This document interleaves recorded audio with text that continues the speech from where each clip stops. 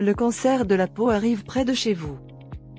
Plus d'1 million de nouveaux cas de cancer de la peau sont diagnostiqués chaque année aux États-Unis, ce qui représente environ la moitié de tous les cancers diagnostiqués dans le pays, et le cancer de la peau connaît une augmentation spectaculaire. Il y a 2 fois plus de cancers de la peau dans notre population aujourd'hui qu'il y a 20 ans. Compte tenu de ce taux d'augmentation, il y a environ 50% de chances que vous développiez au moins une lésion cancéreuse de la peau si vous vivez jusqu'à l'âge de 70 ans. Cela est d'autant plus vrai si vous avez la peau claire. Bien que le cancer de la peau puisse survenir chez des personnes de toutes les races, les personnes à la peau claire ont un risque beaucoup plus élevé parce que leur peau contient moins de mélanine, un pigment qui aide à protéger contre une surdose de rayons ultraviolets nocifs du soleil, ce qui peut entraîner un cancer de la peau au fil du temps. L'effet est apparemment cumulatif. Un ensemble de preuves suggère que cela s'applique également si vous décidez d'opter pour la méthode de la fausse cuisson des salons de bronzage. Heureusement, la plupart des cancers de la peau, environ 95%, ne mettent pas la vie en danger. Le cancer de la peau se divise en 2 grandes catégories, le cancer des cellules basales, également appelé cancer des cellules escamotées, et le mélanome. Les 2 cancers les plus courants sont le carcinome basocellulaire et le carcinome escamocellulaire.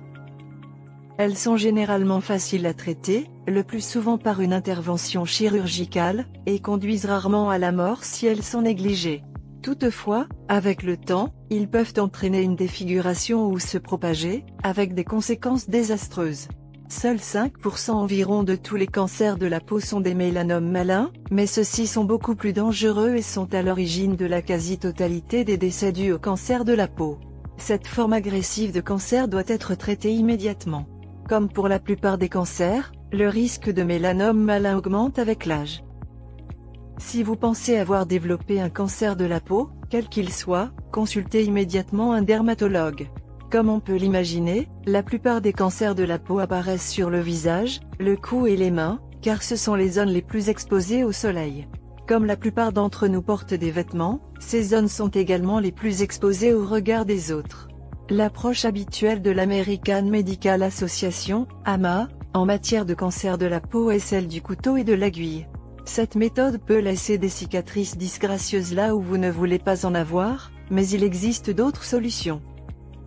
La méthode de traitement qui fonctionne est l'herbe chaparral.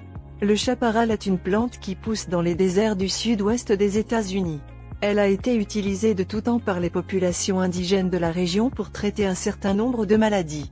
Aujourd'hui, on peut le trouver sous forme de poudre dans la plupart des magasins de produits naturels.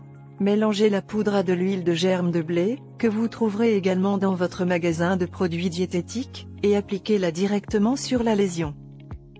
Recouvrez-la ensuite d'un pansement. Faites-le une fois le matin après la douche et une autre fois le soir pendant 6 ou 7 jours, en enlevant soigneusement l'ancienne pâte à l'aide d'un coton-tige. Ce traitement est totalement indolore. Le chaparral ne cible que les cellules cancéreuses sans affecter les tissus normaux environnants. Et tout cela pour une fraction du coût d'une intervention chirurgicale. Si tout cela vous semble un peu étrange, sachez qu'il ne s'agit pas d'une nouveauté. De nombreux ouvrages proposent d'autres méthodes non invasives et moins douloureuses pour traiter les cancers de la peau basocellulaire et spinocellulaire. Renseignez-vous et voyez ce qui vous convient le mieux, sachant que beaucoup d'autres personnes ont adopté l'approche non-AMA. Quoi qu'il en soit, faites appel à un dermatologue pour diagnostiquer le type d'affection cutanée dont vous pourriez souffrir. Discutez-en avec lui, mais sachez qu'il existe des alternatives économiques au couteau et à l'aiguille. Si vous avez aimé la vidéo, faites un pouce en l'air, laissez un commentaire et partagez-la avec vos amis. Nous vous remercions beaucoup d'avoir regardé.